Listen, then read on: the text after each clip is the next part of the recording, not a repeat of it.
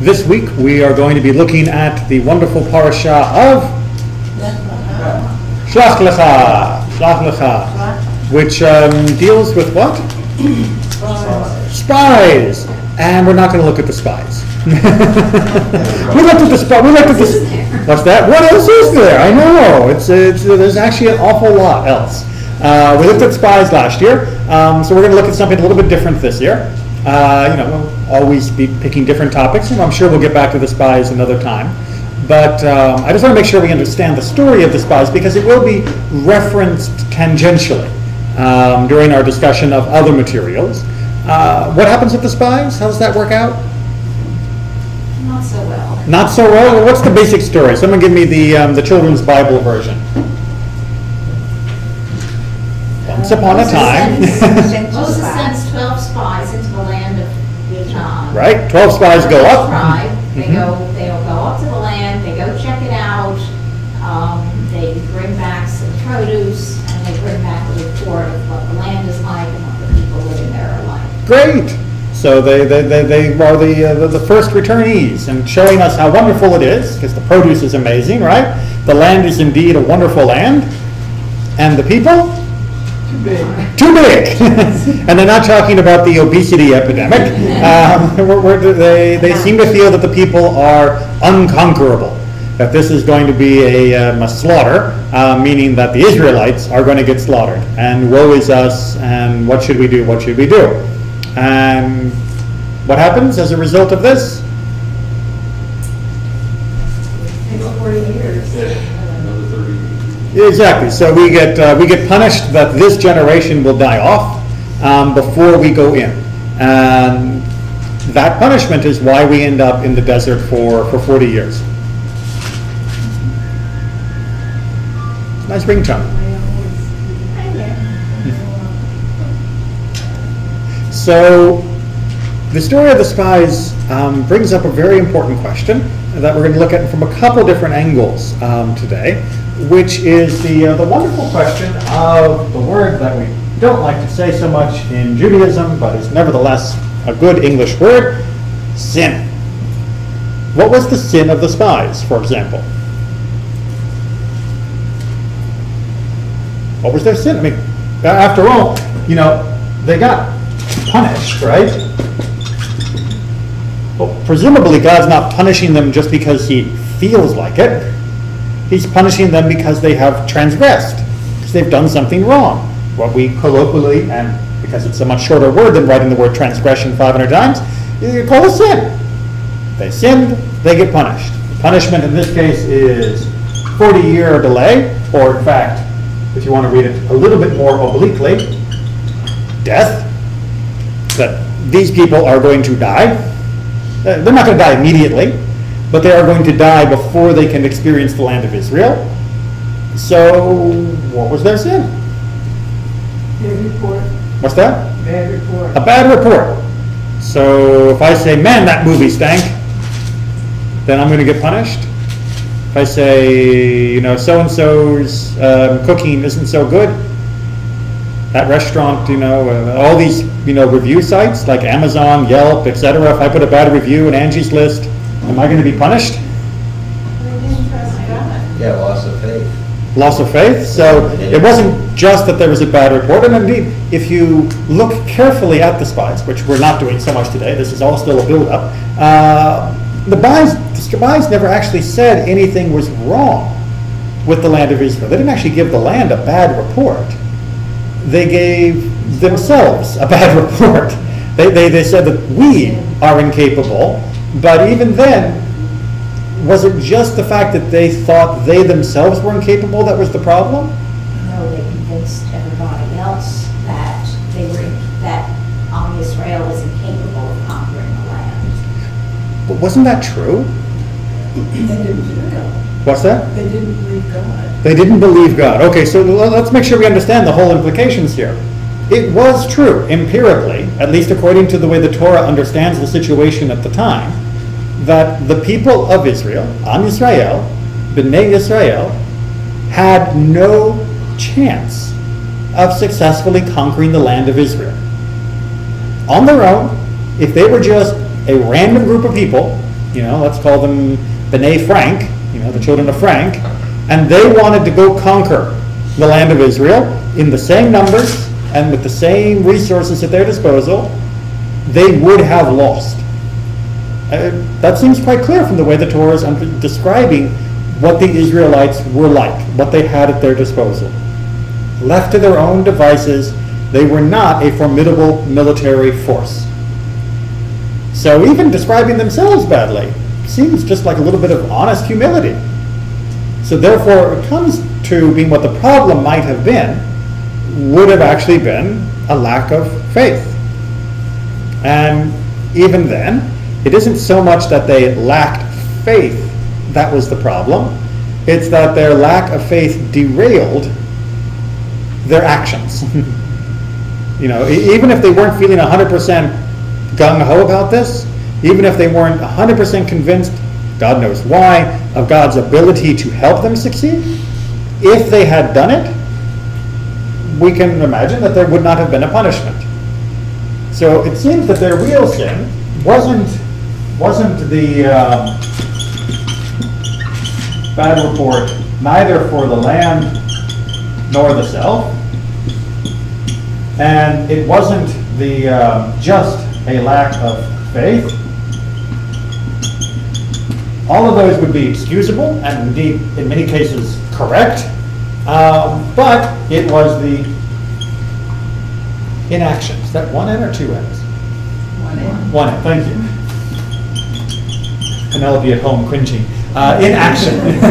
It seems their inaction, their unwillingness to actually carry out God's command, that was the problem. Or another way to put it would be their disobedience. God told them to go up. Whether they believed they could, whether they believed God could, whether they believed they should, they were told to go up, and they didn't. And because of their inaction, their more generally put, their disobedience, that was why they were punished. Does that make sense? Okay. Well, let's take a look, though, because the rest of the parasha talks about other forms of transgressions and other forms of other repercussions for those transgressions. We're not going to look at all of it because we never have enough time, but we are going to look at one slice of it. Any questions, though, on what we've talked about the spies before we move on? Because we'll be leaving them behind, except, as I said, tangentially.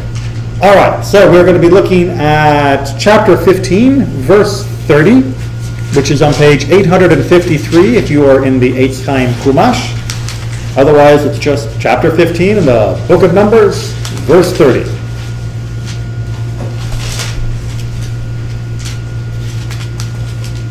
And we are coming to the end of the list of what do you do if you don't do the commandments? What happens if you fail to perform a commandment? What happens if you fail to do it because you don't know about it? What happens if you fail to do it because you make a mistake? What happens if you don't do it because you just don't want to? That is to say, if you are willfully refusing to obey. And that's the section that we're in right now. Everyone got it? We all found the pages? Excellent. Verse 30, we need a reader. I see we've already got a volunteer. But the person, be he citizen or stranger, who acts defiantly, reviles the Lord, that person shall be cut off from among his people, because he has spurned the word of the Lord and violated his commandment.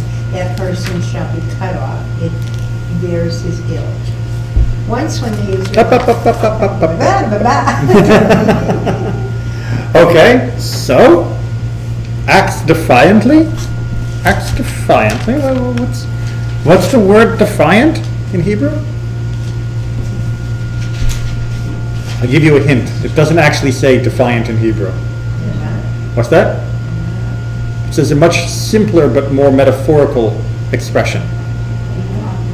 Biyad Ramah. Biyad Ramah.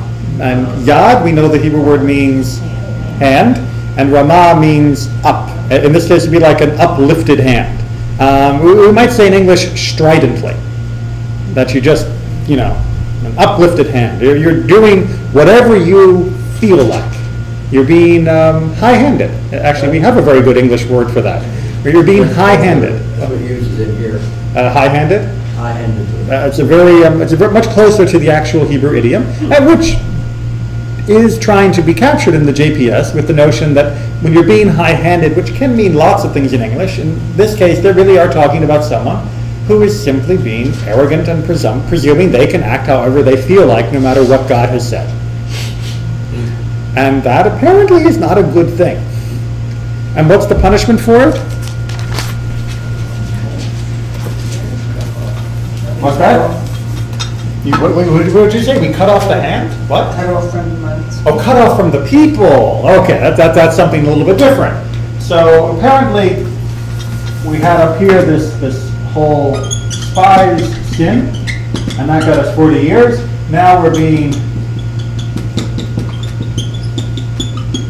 high-handed, and we are getting cut off, also known as karet. What's that? Excommunicated? Excommunicated is a good interpretation. It's not exactly the way at least traditional Judaism has understood this punishment of karet. There is a punishment within traditional Judaism of excommunication. It doesn't mean the same thing that it means within Christianity. In Christianity, excommunication means you're no longer saved and therefore will burn forever. Excommunication in Judaism means we're not going to talk to you anymore. What about being non-existent? It basically means we're going to ignore you. We're not going to come within a few feet of you. We're not going to look at you. We're not going to do business with you. You won't be allowed to come to the services. Basically, you are cut off from the people. Now, interestingly enough, that particular form of excommunication, according to rabbinic thinking, is not what is meant here. What is meant here by the biblical term karet, which GPS means translates as being cut off from his people, they consider to be spiritual excision. That basically God will take it upon God's self to arrange for your untimely demise. That this is not something that will be punished by the courts. This is something that God will take care of on God's own terms. So you never know when you're gonna. Well, yes, absolutely. You don't know when God's going to get you. Passover, Watch out. celebrate Passover, that's the same way. Correct. The failure to observe Passover is one of the few positive commandments that contains karet, the spiritual excision, as a punishment. There are not many. Not just the feast. What's that? Not just the feast. Well, of course, most people want to do the feast anyway. It's the whole eating the matzah part that most people would much rather avoid. You don't have to convince too many people to come to a good dinner. It's not that hard. Okay, so we have this phrase here that it's someone that is being high-handed, that is acting arrogantly and presumptuously and disobeying what God has asked, will be spiritually excised from the world, meaning their spirit will be yanked. They'll die at God's hand. It's not something that can be punishable by the court, but it is definitely presumed to be punishable. Keep going. Once when the Israelites were in the wilderness, they came upon a man gathering wood on the Sabbath day. Those who found him as he was gathering wood brought him before Moses, Aaron, and the whole community. He was placed in custody, for it had not been specified what should be done to him. Okay, let's make sure we understand the story. So, what's the problem? Gathering wood on Sabbath. Gathering wood. Which is work. Wood on Shabbat. Which is work, and that's prohibited. Yeah. And we have already received the prohibition of doing any work on Shabbat. That was actually given to us way we were back in the beginning. That we were told not to do those sorts of things. And he's done it.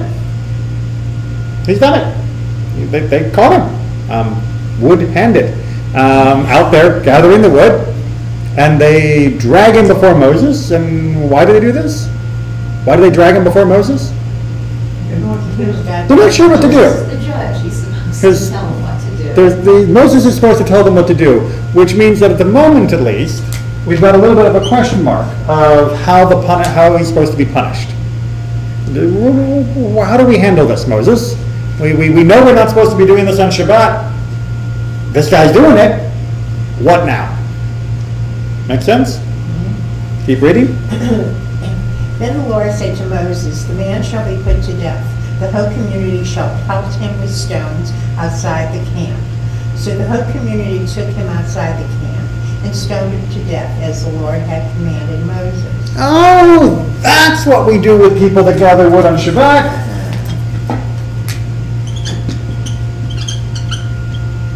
we stone them. On Shabbat. Hmm? On Shabbat. Presumably not on Shabbat. In fact, executions were not meant to be carried out on Shabbat. And those that throw stones on Shabbat are unfortunately mistakenly acting in a way that is actually quite high-handed, which goes to the verses just before this. But now we understand. Gather wood on Shabbat, get stoned.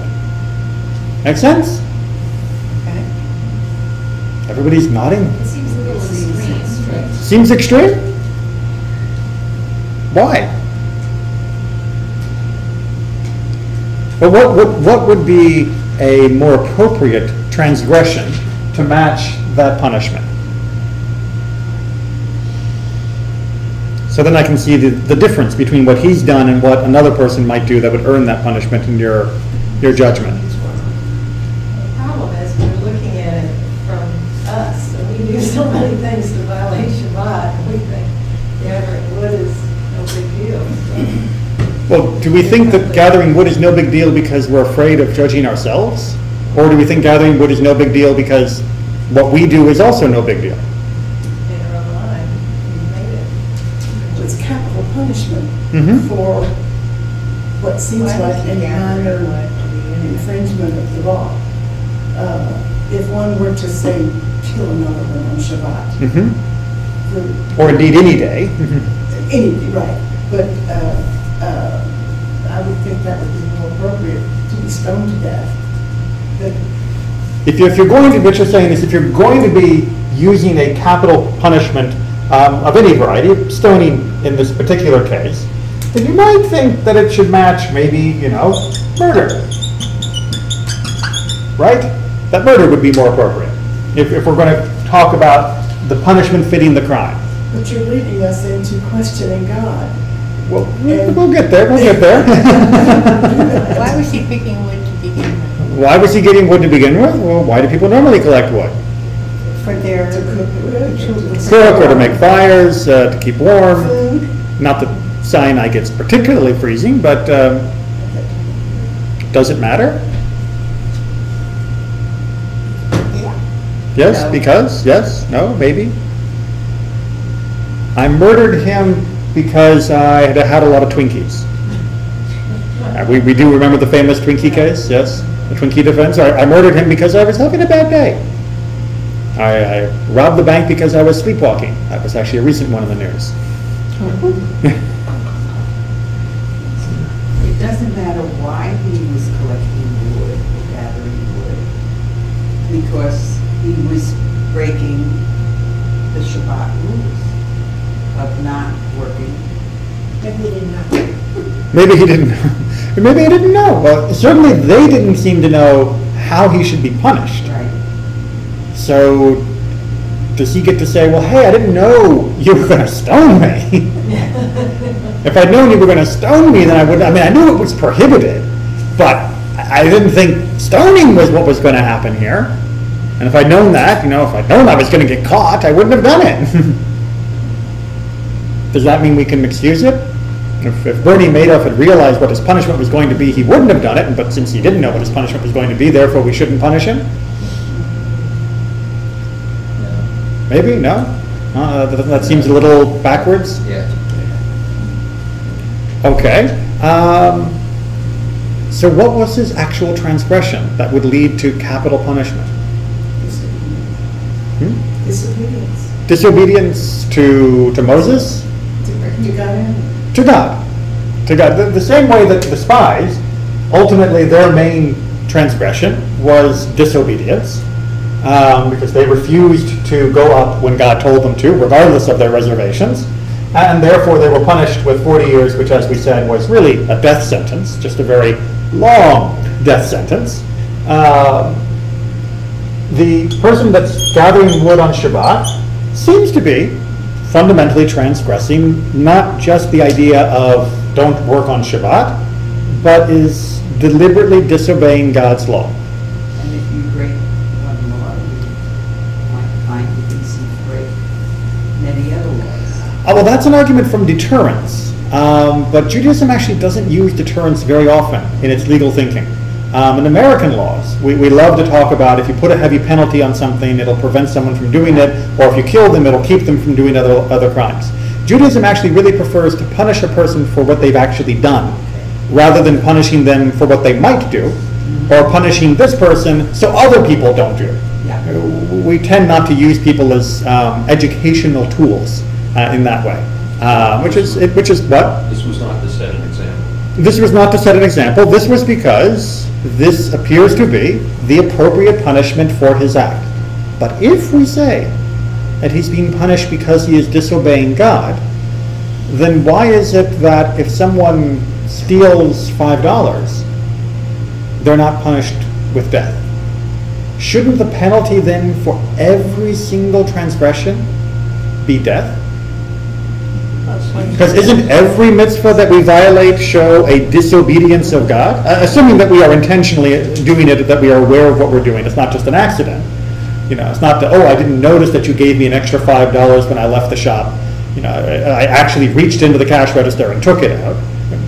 I'm not just breaking the law of stealing, I am disobeying God. I'm showing that I don't believe in God. I'm showing that I don't believe God can punish me, or that God will punish me, or however you want to put it. Every violation of a mitzvah is a disobedience of God, isn't it? So therefore, if that's the reason this guy's getting executed, shouldn't we execute everyone that breaks a mitzvah? Or fails to perform a mitzvah? It would seem so. I'm sorry, you didn't pray this morning? Well, we consider that a mitzvah. Well, what about when they went out the first time they gathered month, Mm-hmm. and they were told, don't gather on Shabbat, but some still did. Mm-hmm. Well, some still went out. Oh. There was no manna to gather, because it didn't fall on Shabbat. Right, they went out, but it was a disobedience. Well, they were trying to gather, and if it had been there, they would have gathered, but it wasn't there, so they didn't actually gather, but their footsteps, every single one of those footsteps was a disobedient step. Which I would think would be along the same line. Shouldn't it be? Step foot outside the camp on Shabbat.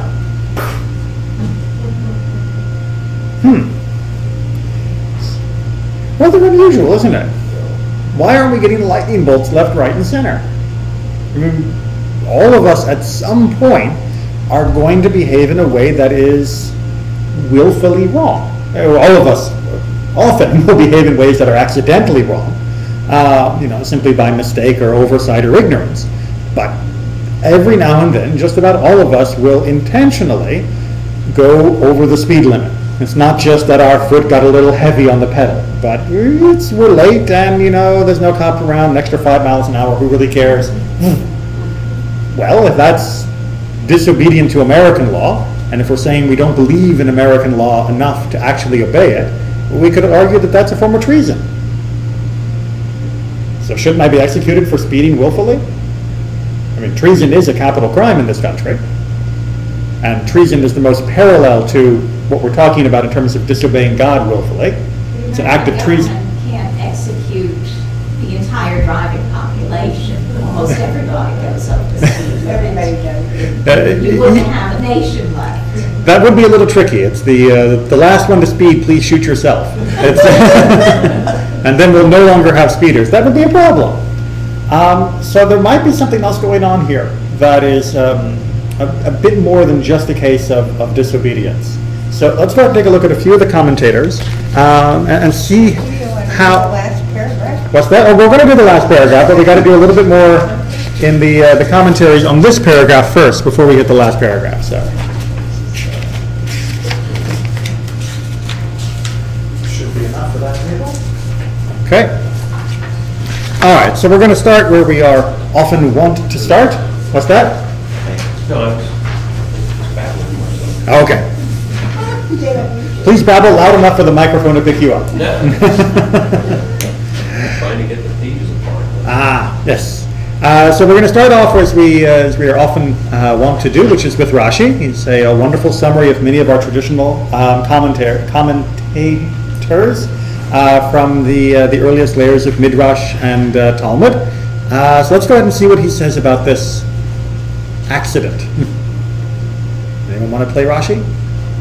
You don't have to do a French accent, it's okay.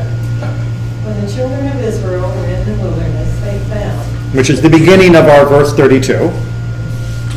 Scripture speaks disparagingly of Israel, for they had kept only one Sabbath, yet on the second one, this man came and desecrated it. Okay.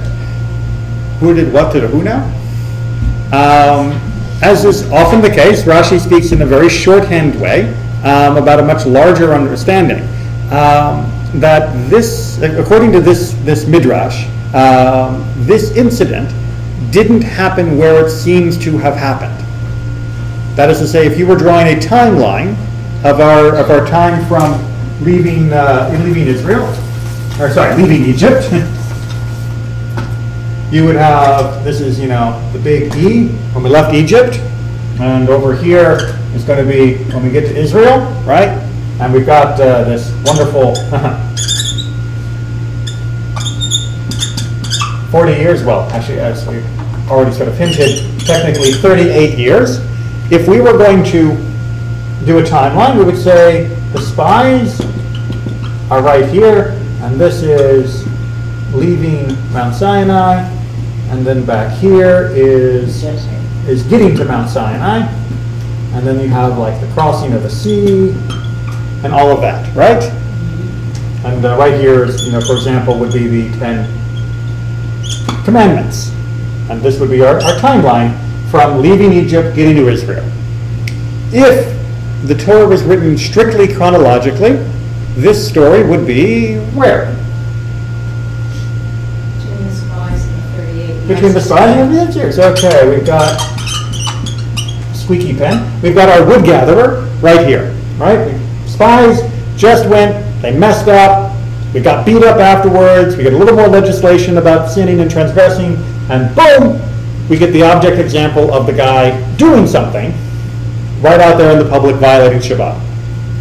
What Rashi tells us, based on the Sifrei, on the early Midrash, is that this didn't happen here. That it chronologically did not happen after the story of the spies. But where did it happen instead? Thank you for the thumb going like this. Happened way, way, way back here. Our second Shabbat out of Egypt. First Shabbat, everyone was fine. And we got the general rule that you should keep Shabbat. But this Midrash is pointing out that the only place this might have happened would have been all the way back here, because by here, my pen's dying, God had told us what happens to people that violate Shabbat. So the only way that people could be in doubt of what they were supposed to do with someone who's violating Shabbat would be if this had happened right back at our beginning of leaving Egypt. And since it says in the first Shabbat that we left Egypt, the people were fine, that would have been fine. This must have been way back there. So even on our second Shabbat out of Egypt, we were messing up. Make sense? Had we not sinned, then the Mashiach would have come, because well, there is a much later Agadic teaching that if all of Israel were to keep 2 Shabbats in a row, that Mashiach would arrive. So yes, if we had kept 2, perhaps that might have been, the winning moment. So that would be another way to interpret this as well. Make sense? So then we're left with the question that Rashi doesn't explain explicitly, but we can perhaps figure this out for ourselves. If it happened here, why did the Torah tell us about it here, years later? Why squeeze it in to this section? It must have something to do with the story of the spies. Maybe it has something to do with the story of the spies. Perhaps. Yeah. Let's take a look and see a little bit more of Rashi's commentary and see what we can find out. Nikki, you want to carry on? those who found him gathering, they warned him, but he did not stop gathering, even after they found him and warned him. Okay, so what Rashi is trying to insert for us here, based on the section in the Talmud that talks about this, is that he was warned, stop gathering, or else you will be punished. And he continued to gather. That doesn't, the warning doesn't appear in what we just read. Doesn't it? maybe we're not reading it the way the rabbis read it. So if you look very carefully, we're in verse 32. Yeah. Those who found him as he was gathering wood brought him. The rabbis are pointing out that there's a little bit of a redundancy here. Because it says they came upon a man gathering wood on Shabbat. Shouldn't it simply say, and they brought him before Moses? That would be a more elegant way to write the text. And what the rabbis are saying is that they found him, they warned him, they found he was still gathering, so they brought him to Moses. So yes, the word warning does not appear. Absolutely right. Because they say they found him twice. They came upon him and then they found him. Is that what you mean? Mm-hmm. So they came upon him, they warned him, he's still doing it, they find that he's still doing it, so they drag him before Moses. And this is the rabbinic way of making sure we understand that if you were to see someone doing something on Shabbat that they perhaps didn't know was a capital offense, that you are not allowed to simply grab a knife and go, but that you have to warn them. And that if they then continue to do what they're doing, and in fact, the rabbis go into more detail even still and say, yes, I know what I'm doing is a violation, and yet I'm going to do it anyway despite what the punishment will be, that unless they make that proclamation, you can't execute them. So maybe they didn't hear you. Maybe they didn't understand you. And you can't execute someone who didn't truly understand what they were doing and what the punishment would be for that action. Does that make sense? So the rabbis are, in a sense, mitigating the circumstances here to make sure that mitigating in the reverse. They are exacerbating his crime in order to mitigate what seems like a very spontaneous execution. Does that make sense? Maybe? All right, let's keep working on this and see what else they say about it. Since it was not specified what was to be done to him, with which method he should be executed. But they did know that one who desecrates the Sabbath is put to death. Okay, so what are they trying to clarify for us here? Our other concern? As opposed to if he should be put to death.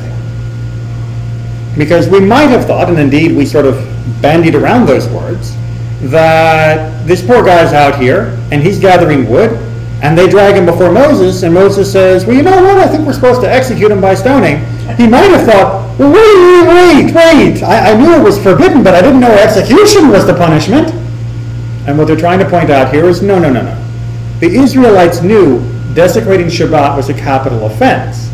They just didn't know what form of execution it would take. And that was what the question is that is put to Moses. So therefore, his violation of Shabbat is something that he would have knowingly done that carried a death penalty. He just didn't know which death penalty it would carry. Whether it was going to be stoning, whether it was going to be strangulation, beheading. He didn't know what it was going to be, but he knew it was a capital offense. It'd be like saying, well, I knew there was capital punishment in this state, but I don't know if it's lethal injection, electric chair, or hanging. But I knew that murder was a capital offense. Essentially, that's what the rabbis are trying to claim for this action. Do we know in the Torah somewhere where it's a capital offense? Oh, absolutely, yes. It's explained quite explicitly that violation of Shabbat is a capital offense. And we get the theme song to go with it. Okay? So, better? Worse? Indifferent? Still uncomfortable with that whole stoning thing? But we don't like the word stoning, do we? Does it seem barbaric? Would it help you to know that the rabbis viewed stoning as actually something that was carried out by pushing someone off a cliff? Would it make it easier? So they didn't have little stones? No. Those of you who have seen Monty Python's Life of Brian, who maybe remember the scene where they have all the little rocks they're throwing at a guy until he's finally beaten and falls down dead, according to the rabbinic understanding of what stoning meant, that's not actually the way you stone someone. You took them to the top of a cliff and you shoved them off and they went thump. And if that didn't kill them, then you'd grab a big rock and you'd drop it on top of them. Much better. isn't it? Well, I mean, isn't, it says here, each person shall grab a stone and pelt it with it. and yet that's not the way the rabbis read it. That's what it said. The idea of what the rabbis had here was in the very last circumstances where every other form of stone killing didn't work, then you would use the pelt them to finish them off technique. But the rabbis refused to believe that this was the way you started, what we would perhaps imagine this looking like, and what we've seen in movies with the whole, crowd throwing rocks. That was only the very, very last, finish them off, make sure that they're actually dead because they didn't die from everything else we already did to them. But the primary forms of stoning that the rabbis thought were used were meant to be one shot, one death, not 5,000 little rocks. So we're feeling better now, right? Not a whole lot better. But it says here, so the whole community took him outside the camp and stoned him to death. Mm-hmm. When you're looking at a picture of this, you would assume that there were more than one. Well, occasionally we do assume wrong, is what the sages would say. And the fact that the whole community was involved in the execution doesn't necessarily mean the whole community actually threw a rock. Yeah, since like unanimous, I mean, I can't imagine there's not one rabbi saying they did it this way and another rabbi saying they did it. Now, the rabbinic tradition is fairly clear about the form of stoning that we're describing here. Where they argued, ironically enough, was how much clothing you were supposed to wear. There was a deep concern that when you were stoned, you should be as naked as possible, because that way you would die faster and suffer less. Specifically, they actually said that this comes from the verse of loving your neighbor as yourself, means that you choose for them a swift and merciful execution. That even when you're executing someone, you are supposed to be doing it in a manner that shows that you love the person. Now, we may find that incongruous, unfortunately, because many of the people who call for capital punishment often do so in a very loud and painful way. They want to see them suffer, pay for their crimes, blah, blah, blah, blah, blah. Jewish execution had nothing to do with suffering, had nothing to do with making people pay for their crime through their pain, but it had to do with if you did the crime, then you were punished in the appropriate manner. But that didn't mean the appropriate manner should be any more painful than necessary. And so there was an argument with regards to the rabbi of exactly how much clothing a person should have. In particular, they were very worried with women because they said for many women, being stoned absolutely naked, even though it means they die faster, is going to be more humiliating than being stoned while being clothed, which even though it might create a slight padding, which will delay the death, will give them more dignity in their death. So they argued about that, but the idea that someone would be stoned by just big rock or cliff was fairly unanimous. Okay, and some interesting expressions on the face. The comment. In the 8th time, yes. Says all must participate to indicate that all share the responsibility. Yes. They all walked him off the cliff. Well, I think it's not just a matter of responsibility for doing it, but they bear the responsibility, the 8th time is trying to tell us, for this having happened. Going back to our first Rashi that we just read, this speaks disparagingly about Israel, that this happened on the second Shabbat. Now, we might have thought in our wonderful individualistic fashion, no, this speaks badly about this guy. But why would the rest of us feel somehow impugned just because he transgressed? And this idea that we all bear responsibility for the actions of each other is at the heart of the notion that Rashi is bringing to us, that we are all somewhat to blame when someone does this. And therefore we all bear some of the shame. We don't all bear the punishment, or else just like with the speeding problem, there'd be no one around. But we should all feel some responsibility for what happened, and therefore we should all take part in the appropriate punishment for that action. Does that make sense? Okay. Let's go ahead though and see how our tradition deals with this guy in particular. Okay, because he doesn't remain nameless. Nikki, do you want to keep going? The gatherer of wood was the Lecha. Who? daughters of Zilpah. Exactly. So this name is going to appear in just a little bit as being the father of a group of girls that say, our dad died in the wilderness and he left no male heirs, so shouldn't we inherit what he would get, even though there's no male heirs? And this is saying, well, how did their father die? He was the wood gatherer. He was the wood gatherer. Keep going. Here the word wilderness occurs, and while the children of Israel were in the wilderness, they found a man gathering sticks. And elsewhere the word wilderness occurs. Our father died in the wilderness. Just as in the latter context references to Zelophehad, so here the same meaning pertains, the words of Rabbi Akiva. Okay, so Rabbi Akiva says, look, there it says wilderness, here it says wilderness, must have been the same guy. How many guys die in the wilderness anyway? Don't answer that. What's that? It seems to be a lot. Seems to be a lot. Well, we know, we know that a whole generation is going to. But it also seems unusual to mention the death of any particular individual. So how many individual deaths are mentioned of guys in the wilderness? Just these two, as individual deaths. We've got group deaths. Unfortunately, we got group deaths galore. But this is a reasonable association to say that they're the same guy. But look at the response. Said to him Rabbi Judah ben Beterah, Akiva, one way or the other, you are destined to stand in judgment. You are right that you have protected him, and you expose him. And if you are wrong, you slander that righteous man. That would be my thing. Which is? Well, that you're slandering somebody that we don't know for sure. Your logic is good, but you don't know for sure that that was him. And if it was him, then doesn't it seem like the Torah took pains to hide his identity? I mean, after all, the Torah could have very easily said, and it was Lochachad, Right. and it chose not to. Well, if it chose not to, what business is it of yours to expose his sin posthumously? And on the other hand, if it ain't him at all, and that's the reason why the Torah didn't say it was, then you are attaching him to a sin unfairly.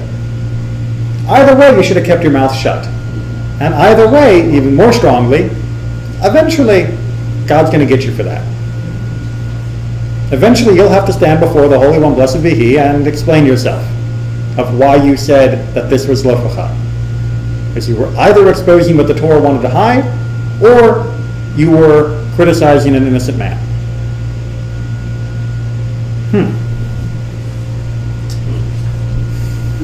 Sometimes is the best response. Is there any reaction to this? I don't know, is there? Well, I meant- In the room? Another one after this. Well, it's actually part of a chain of different issues, not just here, but elsewhere in the Talmud, that of similar arguments. For example, exposing the sin of David, whether that was something that was appropriate. Exposing the sins of Moses, whether that is appropriate. I mean, after all, what do we say was the sin of Moses? Hitting the rock. And yet, it's actually a little unclear whether that was the actual sin, or whether it was the way he spoke to the people and insulted them, or maybe it was the way that he took it upon himself to do something that God hadn't commanded, and the hitting the rock was only secondary. Or maybe it was hitting the rock the second time. That was the problem. Or maybe it was the fact that he was angry with God at the time. Maybe that was the sin. And indeed, there are commentators that say, enough already. Moses' actual sin was hidden from us. And all these commentators that keep inventing sins by reading carefully about what he's saying are only inventing transgressions that he never committed, and slandering a righteous man. And that in fact the Torah is fairly oblique about what he would have what he did that was actually so bad, and maybe the Torah hid what he really did that was such a problem. In which case, who are we to try and uncover it? How do we handle when a transgression's been made?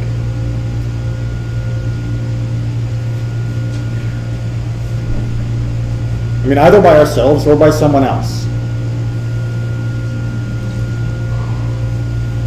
Once one has been punished, do we keep punishing him for eternity? All right, so after the punishment, once punishment has been deemed as necessary and has been carried out, then we know very clearly you're done.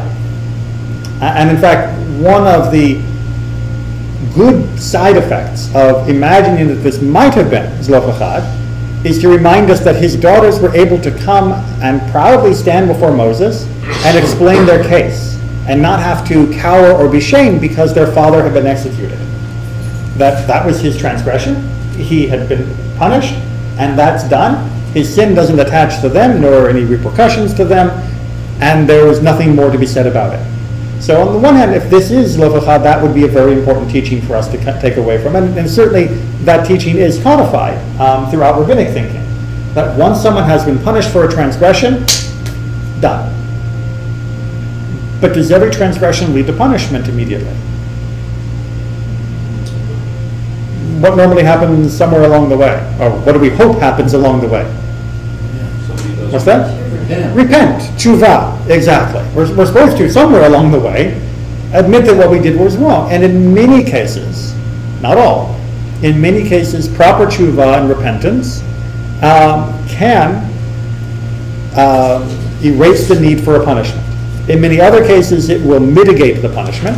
And in others, it will allow the punishment to count. Indeed, the rabbis argued that if someone was, let's say, for example, a murderer, if they murdered, didn't repent, and were executed, their execution, their punishment, doesn't do anything to erase their sin, because they didn't accept it as being compensation, as being tshuva for their action. They were unrepentant to the end. So it was very important in the rabbinic mindset to repent, even while being punished, but even more importantly for most of us, living in a time when punishments like these cannot be meted out by earthly courts, to realize and to repent our transgressions on our own. So if after he had been warned, he said, "Oh, you're right, I'm sorry," and dropped the wood and abandoned the tshuva, never did it again, no punishment? It certainly seems that if he had stopped gathering after the warning, that yes, he probably would not have been punished. On the other hand, if he had repented after having been warned and still continuing, whether or not he would have escaped punishment is a little bit less certain. You know, it's like if you see someone about to shoot another person, and you say, "Don't do it. Don't do it, man. You're going to go to jail. You're going to get the electric chair, whatever you're going to, just don't do it." And you say, "You know what? You're right." Bam. Oh man, now I really feel bad about it. Well, I'm glad you feel bad about it now, but you did do it. You were warned. You knew what you were doing. That really is not going to get you off the hook now. It might temper the sentence a little bit, maybe, depends who your judge is, but it's not going to erase the need for punishment. All right, let's take a look at something that the rabbis seem to imagine would influence, and perhaps one of the reasons why this whole section of wood gathering is placed where it is. So let's go ahead and move to verse 37, back in the Chumash itself. Would you like to continue reading for us? So I don't have to fish for a new reader? The Lord said to Moses as follows: "Speak to the Israelite people and instruct them to make for themselves fringes on the corners of their garments throughout the ages. Let them attach a cord of blue to the fringe at each corner. It shall be your fringe. Look at it and recall all the commandments of the Lord and observe them, so that you do not follow your heart and eyes in your lustful urge. Thus you shall be reminded to observe all my commandments and be holy to your God. I the Lord, am your God, who brought you out of the land of Egypt to be your God. I, the Lord, your God." Sound familiar?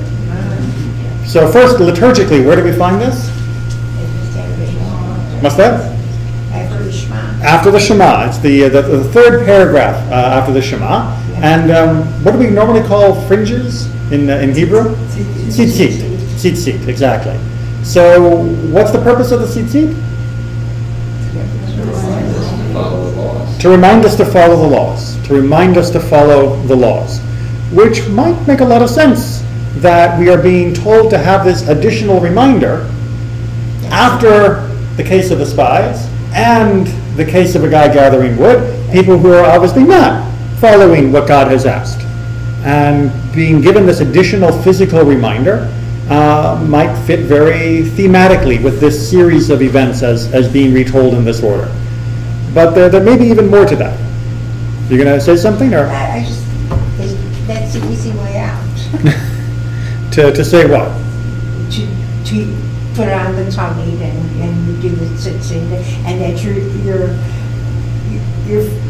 you're let off the hook for your sins. Because Well, you're not let off the hook for your sins, but hopefully you will be reminded of the commandments so you avoid transgression in the first place. It's not that putting on the talit cleanses you of your transgressions. It's supposed to be that putting on the talit protects you from committing transgressions. Because you'll look at the tzitzit. Well, wait a minute, hold on a second. Why in the world would wearing a talit keep you from transgressing? I mean, if I put on my shoes every morning, does that mean I don't stub my toe? If I wear a hat, I don't bang my head? I mean, why in the world would the rabbis have thought that a talit in particular would keep us from transgressing? Who wants to be our, Nikki, you are Rashi today.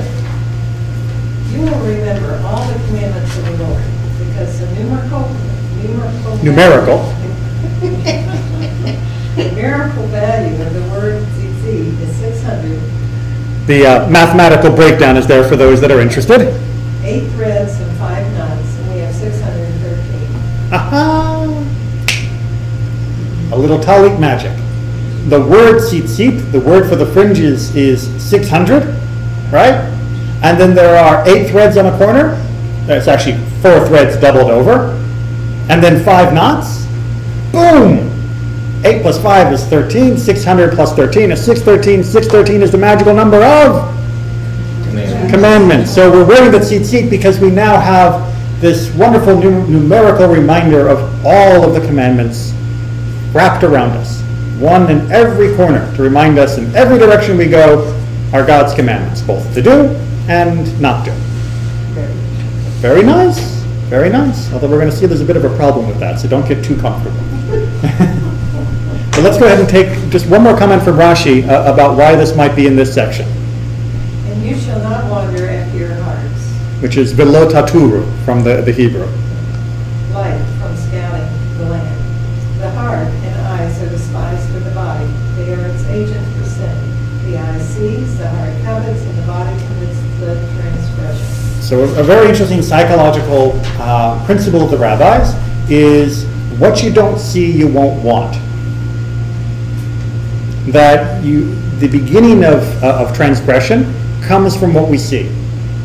We see a pretty girl, our heart starts beating faster, and then we suddenly forget about our wedding vows. I don't think it's quite that simple, but the line of logic is there. We see a beautiful car, we want the beautiful car, we don't have enough money, so we steal the beautiful car. If we'd never seen the car, we never would have stolen it. We never would have wanted it. We never would have had that desire. If you go to the middle of sub-Saharan Africa and ask people, do you want an iPad? Would you be willing to steal one? They're going to say, an I what? On the other hand, you go to someone who has seen an iPad and doesn't have enough money to buy one, and ask them, will they steal it? You may get a variety of uncomfortable answers. Desire, according to the rabbis, comes from what we see. So as long as we just wrap our head in the tzitzit, we'll be okay. Because then we won't ever see anything that might tempt us into transgression. Well, yes and no. More importantly, what the rabbis are trying to say here is that it is how we look at the world that we end up transgressing. And the tzitzit are there to give us a different perspective on the world. Now, Rashi gave us one, based upon the Midrash, of why the tzitzit would do that. Because the tzitzit numerically would add up to the commandments. If you turn the page, Ramban gives us a different explanation of why the tzitzit would do so. So I'm going to go ahead and read because we're coming up to the end of our time, and Ramban can sometimes be a little grammatically awkward anyway. So better me to do that than anyone else save you the trouble. So according to Ramban, he, meaning God, placed next to this section the subject of the man who gathered sticks, because it happened at this time, after the incidents of the spies, in accordance with the plain meaning of Scripture. So first of all, Rashi disagrees on our chronology. Ramban disagrees with Rashi's chronology. Ramban says, no, it happened right here. It happened there, it fits the chronology, and it fits the theme. That's where it is. So, as we've often said, different rabbis, different opinions. And this is the meaning of the phrase, and while the children of Israel were in the wilderness, because remember Rashi said that the reason that was the phrase used was supposed to hearken us back to the beginning of our time in the wilderness. So Ramban has to explain that phrase for himself, because he's got to give it a different spin. He's trying to say instead that it's because the people tarried there on the count of the above-mentioned decree that this event happened. Meaning that if the people hadn't sinned and listened to the spies, they would have been marching to the land of Israel by now, and the poor guy never would have been out gathering wood anyway. So if only the rest of the nation hadn't set up the circumstances the way they were, he would not have been put in the position to transgress. So it's all of our fault too. Make sense? Okay, keep going though. Afterwards, he, again God, commanded the precept of tzitzit, of the fringes, in order that they would remember through it all the commandments and not forget the Sabbath, as did the man who gathered the sticks, or any of the other commandments. Now the reason why tzitzit have this power of reminding one of all the commandments is, as Rashi wrote, because the total numerical value of the letters in the word tzitzit is 600, and together with the 8 threads and 5 knots you have 613. Consider corresponding to taryag, that's the compound word for the 613 commandments. But, says Ramban, I have not understood this, for the word tzitzit in the Torah is written without a second yud. You can all go look back very quickly in your Chumashim. It's actually written, as I have it here on the handout, that tzadi yud taf taf. We pronounce it tzitzit. There's a chilik, there's the e vowel under that first taf, but the second yud doesn't appear in the Torah. So the total numerical value is only 590 rather than 600. Moreover, the number of threads to be used for each of the fringes is, in the opinion of the school of Hillel, is only 3, which, when passed through the hole in the corner, forms 6 threads and not 8. So now we're down 12. We're down 10 because we missed a yud. We're down 2 because there's 1 fewer threads getting doubled, as Rashi mentioned. And the knots, by the law of the Torah, need only be 2. Technically, according to the Torah, if you knot it twice, you're done. The other knots are rabbinic, are by rabbinic, not by the Torah. So now we're down 15. Because we're down 2 on the threads, we're down 3 on the knots, and we're down 10 from the missing yod. Make sense? Okay. As the rabbis have said, you must deduce from this that the upper knots and the fringes are required by scriptural law, by Torah. For if you should think that they are not obligatory, then why did the Torah have to state special permission to use mingled stuff, shatnez, of wool and linen in the fringes? Do we not accept as established law that if one joins 2 pieces together with only 1 stitch, it is not considered joined? So basically what they're trying to say here is that it's obvious that you have to, this is from the Talmud, you have to have only 2 knots, because only by 2 knots are you joining something, and it obviously must be joined because otherwise you wouldn't need permission to use wool and linen special for talit. You're all following that? Okay, the most important thing to follow here is that Ramban says, looking at these and saying 613 doesn't work. Because the actual math of tzitzit, as required, not necessarily as we tie, but as required, comes out to be 15 points less. Based upon the way the Torah works, as well as the way that it could be tied. Now, we happen to tie it more like what Rashi is describing, but we still are missing a yud in the Torah. The Torah doesn't have a yud. So saying that the word tzitzit counts as 600 works if you're talking about the way we usually spell the word, but it doesn't work as the way the word is spelled in the Torah itself, in the passage where we're giving the commandment to wear tzitzit. Y'all got that? So for Rambam, that means there must be another reason that tzitzit have the power to remind us of the commandments, something other than fancy number work. Rather, the remembrance of the commandments is through the blue thread, through the techelet, that blue thread, which alludes to the all-inclusive attribute, which is bakol. It's everything, which is the aim of all.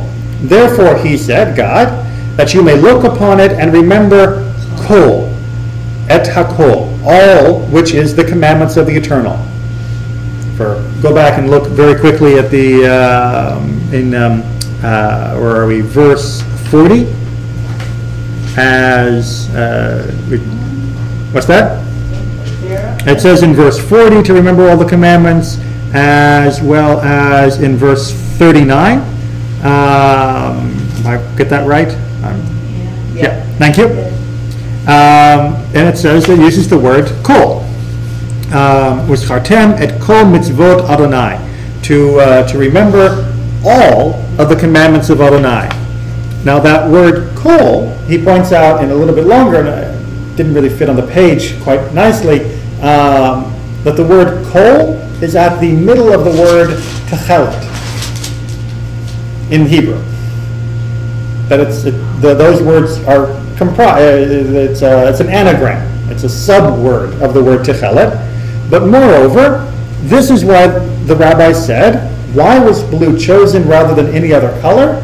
Because blue resembles the sea resembles heaven, heaven resembles the throne of glory. So when I look at the blue thread, I think of God. That makes sense? And if you want to get a little bit more metaphysical, it is also the shade of the color which is the termination of all colors. All colors lead to blue. Why? For in the distance, all the colors appear to be this shade. If you look out over the horizon, and you're looking like across a mountain range, what do the distant mountains look like? Do they look gray and brown? What do they look? They look bluish. They look bluish. If you look far enough, you'll see blue, which he's using as a metaphor, that if you look far enough, you'll see God. So we have two different metaphors here. It's either that we are wrapping ourselves in the tzitzit so we can never take our eyes off of them, or in fact we're wrapping ourselves in a symbol of eternity, and so that we look far enough, and that will keep us from transgressing. How are we doing? Feeling better? Maybe? It should still bother us about what happened with the wood gathering. Okay, we're not supposed to just feel, oh, that's okay. Unfortunately, that was what appears to have been needed to do at the time, but that doesn't mean that we act the same now. We don't have a court to do so, and we don't have a way to implement such laws. Should we still be as mindful of God's words as he should have been? Absolutely. Can we recognize that whether it means denying our national liberation and moving to Israel because we refuse to act as God has asked us to, is of the same style of transgression as refusing to stay home rather than gathering wood? Yes. We make light of our transgressions, and the Torah is trying to remind us that there's no such thing ultimately as a light transgression. You are either doing what God has asked you to do, or you are not doing what God has asked you to do. The punishments are different based upon what God has commanded us, which is why we don't execute people for everything, as God didn't tell us to, which is why there's no capital punishment for theft, for example, even though that might make people a lot angrier than watching someone break Shabbat. But we should still, in our own hearts, recognize that all of the commandments are a reflection of God. This blue, this shine of God's throne. And that should be what would keep us walking in the right path. Okay, take care, be well. See you on Shabbat, I hope.